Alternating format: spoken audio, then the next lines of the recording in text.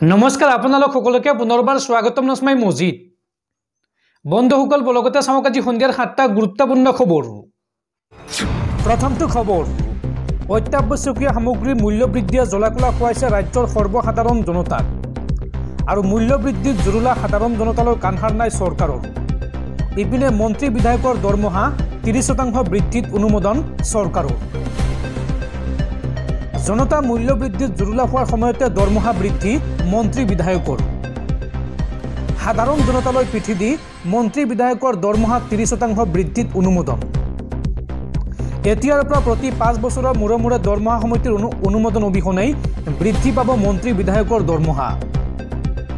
মন্ত্ৰী বিধায়কৰ বৰ্ধিত দৰমহা ভাট্টা বিধায়কৰ অধীনত বলবৎ হ'ব এই নিয়ম। আৰু সমাগত বিধানসভাত উত্থাপন হ'ব মন্ত্ৰী বিধায়কৰ বৰ্ধিত দৰমহা ভাট্টা বিধেয়ক। পৰৱৰ্তী খবৰ, আধাৰ কাৰ্ডক লৈ বৃহৎ ঘোষণা হিমন্ত চৰকাৰৰ। এতিয়াৰ পৰা আবেদন কৰিলে নাপাব আধাৰ কাৰ্ড। NRCত নাম নথকা লোকে লাভ নকৰিব আধাৰ কাৰ্ড। আধাৰ কাৰ্ড প্ৰদান কৰাক লৈ কঠোৰ হৈছে ৰাজ্য চৰকাৰ। আধাৰ কাৰ্ডক লৈ হিমন্ত বিশ্ব শৰ্মা কেবিনেটত বৃহৎ সিদ্ধান্ত। NRCত আবেদন নকৰা লোকসকলে নাপাব আধাৰ কাৰ্ড। আধাৰ কাৰ্ড প্ৰদান কৰাক লৈ কঠোৰ হৈছে ৰাজ্য চৰকাৰ। তীক্ষ্ণ পৰ্যবেক্ষণৰ অন্ততহে প্ৰদান কৰা হ'ব আধাৰ কাৰ্ড। আধাৰ তদাৰকৰ বাবে প্ৰতিখন জিলাত দায়িত্ব দিয়া হ'ব একোজনকৈ ADC। UIDAIত আধাৰ ভেৰিফিকেশ্যনৰ পাছত চক্ৰ বিষয়ে আধাৰ পৰ্যবেক্ষণ কৰিব। আধাৰ ভেৰিফিকেশ্যনৰ বাবে ক্ষেত্ৰ পৰ্যবেক্ষণৰ পাছতহে আধাৰ প্ৰদান কৰা হ'ব। অনুপ্ৰৱেশকাৰী ভাৰতত সোমাব নোৱাৰাৰ বাবে আধাৰ প্ৰদানত কঠোৰ হৈছে ৰাজ্য চৰকাৰ। কোনো সন্দেহযুক্ত লোকে যাতে আধাৰ কাৰ্ড নাপায় তাৰ বাবে এই সিদ্ধান্ত গ্ৰহণ কৰিছে হিমন্ত বিশ্ব শৰ্মা চৰকাৰে। পৰৱৰ্তী খবৰ, অসম বিধানসভালৈ বিজেপি আনিলে বাংলাদেশী হিন্দুক। বিজেপিৰ বিৰুদ্ধে বাংলাদেশী হিন্দুক নিৰ্বাচনত টিকট দি জয়ী কৰোৱাৰ অভিযোগ। এই বিস্ফোৰক অভিযোগ বিধায়ক অখিল গগৈৰ। বিজেপিয়ে অসম বিধানসভালৈ আনিলে বাংলাদেশী হিন্দুক। বাংলাদেশী হিন্দুক টিকট দি নিৰ্বাচনত জিকালে বিজেপিয়ে। ধলাই সমষ্টিৰ বিজেপিৰ বিধায়কজন 1986 চনত অসমলৈ অহা। এই বিস্ফোৰক অভিযোগ আনিলে বিধায়ক অখিল গগৈয়ে। অসমত বহু হিন্দু বাংলাদেশীক সোমোৱাই ৰাখিছে এই চৰকাৰখনে। নাগৰিকত্ব সংশোধনী আইন চমুকৈ কাৰ জৰিয়তে অসমত মাত্ৰ 8 জনেহে নাগৰিকত্ব পাইছে বুলি কয় হিমন্ত বিশ্ব শৰ্মাই। কিন্তু আচলতে 8 জন নহয়, ধলাইৰ বিধায়কৰ দৰে হিন্দু বাংলাদেশীৰে ভৰিছে অসম। বিজেপি তথা হিমন্ত চৰকাৰৰ বিৰুদ্ধে এই বিস্ফোৰক অভিযোগ বিধায়ক অখিল গগৈৰ। দৰ্শকসকল আৰু বহুতো গুৰুত্বপূৰ্ণ খবৰ আছে। তাৰ আগতে আপোনাক জনাওঁ যে যদি আপুনি এতিয়ালৈকে এইটো ভিডিঅ'ত লাইক কৰা নাই তেন্তে এতিয়াই ভিডিঅ'টোত লাইক কৰি দিয়ক। আৰু এনেকুৱা ধৰণৰ ভিডিঅ'সমূহ নিতৌ চাবলৈ চেনেলটো ছাবস্ক্ৰাইব কৰি কাষত থকা বেল আইকনটো প্ৰেছ কৰি ৰাখক। পৰৱৰ্তী খবৰ, সন্ত্ৰাসবাদী সংগঠন জৈচ-ই মহম্মদৰ বিৰুদ্ধে দেশজুৰি অভিযান নেশ্যনেল ইনভেষ্টিগেশ্যন এজেঞ্চি চমুকৈ NIAৰ। অসমৰ লগতে দেশৰ 19টা স্থানত NIAৰ অভিযান। অসমতো অভিযান চলাই গ্ৰেপ্তাৰ কৰা হৈছে এইগৰাকী ব্যক্তি।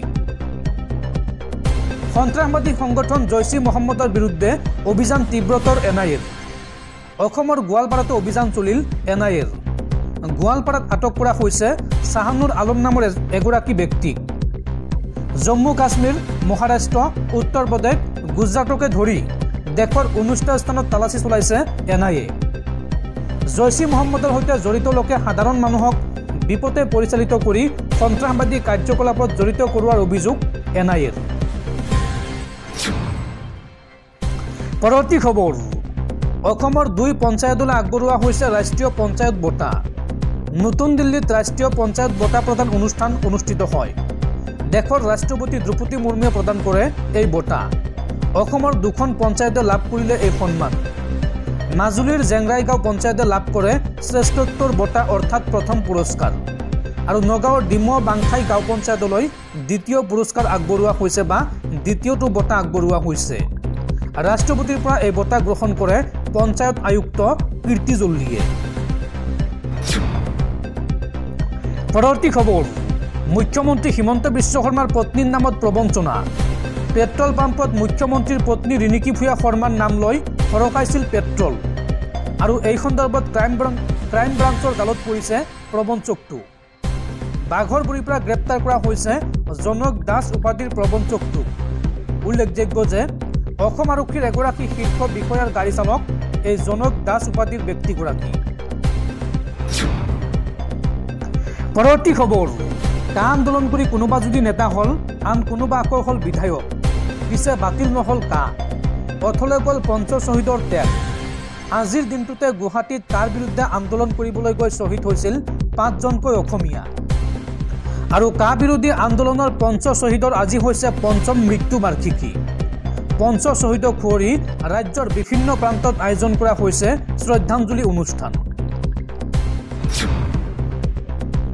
পৰৱৰ্তী খবৰ বিশ্বৰ আটাইতকৈ ধনী ব্যক্তি ইলন মাস্কৰ নতুন অভিলেখ $400 বিলিয়ন সম্পত্তি আহৰণ কৰা বিশ্বৰ প্ৰথমজন ব্যক্তি হিচাপে পৰিণত হল ইলন মাস্ক 2021 চনৰ পাছত প্ৰথমবাৰৰ বাবে $400 বিলিয়ন সম্পত্তি আহৰণ কৰিলে ইলন মাস্কে আমেৰিকাৰ ৰাষ্ট্ৰপতি হিচাপে ডনাল্ড ট্ৰাম্পৰ জয়ৰ পিছত 71% পৰ্যন্ত বৃদ্ধি পালে ইলন মাস্কৰ সম্পত্তি পৰৱৰ্তী খবৰ পবিত্ৰ কুৰাণ পাঠ কৰি উজলি উঠিল এইবাৰ 13 বছৰীয়া হাফিজ আৰিফুজ্জামান দেশৰ ভিতৰতে প্ৰথম স্থান দখল কৰিলে কাছাৰৰ এখন মাদ্ৰাছাৰ হাফিজ আৰিফুজ্জামান লস্কৰে পবিত্ৰ কুৰাণ পাঠ কৰি উজলিল 13 বছৰীয়া হাফিজ আৰিফুজ্জামান দেশৰ ভিতৰতে প্ৰথম স্থান দখল কাছাৰৰ এখন মাদ্ৰাছাৰ হাফিজ আৰিফুজ্জামান লস্কৰৰ পবিত্ৰ কুৰাণ পাঠ প্ৰতিযোগিতাত দেশৰ ভিতৰতে প্ৰথম স্থান দখল পশ্চিমবংগত অনুষ্ঠিত হৈছিল সৰ্বভাৰতীয় হিফজুল কুৰাণ পাঠ প্ৰতিযোগিতা আৰু কাটিগুৰাৰ এখন মাদ্ৰাছাৰ ছাত্ৰ হাফিজ আৰিফুজ্জামান লস্কৰ তেওঁ এই প্ৰতিযোগিতাত প্ৰথম স্থান দখল কৰিছে হাফিজ আৰিফুজ্জামানৰ খবৰে এতিয়া উৎফুল্লিত কৰিছে কাটিগুৰাবাসী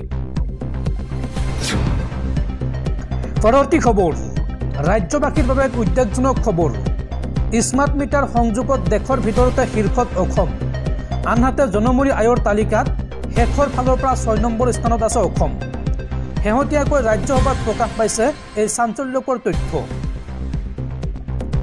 স্মাৰ্ট মিটাৰ সংযোগত দেশৰ ভিতৰতে শীৰ্ষত অসম নৱেম্বৰ মাহলৈকে অসমত স্থাপন কৰা হৈছে 23,30,073টা স্মাৰ্ট মিটাৰ ৰাজ্যসভাত কেন্দ্ৰীয় শক্তি দপ্তৰৰ ৰাজ্যিক মন্ত্ৰীয়ে প্ৰকাশ কৰিলে এই তথ্য 23,30,073টা স্মাৰ্ট মিটাৰৰ ভিতৰত গ্ৰাম্য অঞ্চলত 18,27,194টা স্মাৰ্ট মিটাৰ সংযোগ কৰা হৈছে নগৰাঞ্চলত সংযোগ কৰা হৈছে 46,294টা স্মাৰ্ট মিটাৰ মোদীৰ গৃহৰাজ্য গুজৰাটত সংযোগ কৰা হৈছে মাত্ৰ 2,50,025টা স্মাৰ্ট মিটাৰ আনফালে যোগী আদিত্যনাথৰ উত্তৰ প্ৰদেশত সংযোগ কৰা হৈছে 4,15,133টা স্মাৰ্ট মিটাৰ তামিলনাডুত সংযোগ কৰা হৈছে 580টা স্মাৰ্ট মিটাৰ উত্তৰাখণ্ডত 2,518টা স্মাৰ্ট মিটাৰহে সংযোগ কৰা হৈছে পশ্চিমবংগত সংযোগ কৰা হৈছে 1,08,959টা স্মাৰ্ট মিটাৰ স্মাৰ্ট মিটাৰৰ ক্ষেত্ৰত শীৰ্ষত অসমৰ নাম আনহাতে জনমূৰি আয়ৰ ক্ষেত্ৰত শেষৰ ফালে আছে অসমৰ নাম দেশৰ 22খন ৰাজ্যৰ ভিতৰত শেষৰ ফালে স্থান লাভ কৰিছে অসমে 2023-24 বিত্তীয় বৰ্ষত অসমৰ জনমূৰি আয় হৈছে 1,58,807 টকা ঘোষিত 22খন ৰাজ্যৰ ভিতৰত অসমৰ স্থান 16 নম্বৰত আৰু তালিকাৰ তলৰ ফালৰ পৰা 6 নম্বৰত আছে অসমৰ স্থান দেশৰ ভিতৰতে এই তালিকাৰ প্ৰথম স্থানত আছে ছিকিম দ্বিতীয় স্থানত আছে তেলেংগানা তৃতীয় স্থানত আছে কৰ্ণাটক চতুৰ্থ স্থানত হাৰিয়ানা পঞ্চম স্থানত তামিলনাডু ৰাজ্যসভাত কেন্দ্ৰীয় বিত্ত ৰাজ্যিক মন্ত্ৰীয়ে প্ৰকাশ কৰিলে এই তথ্য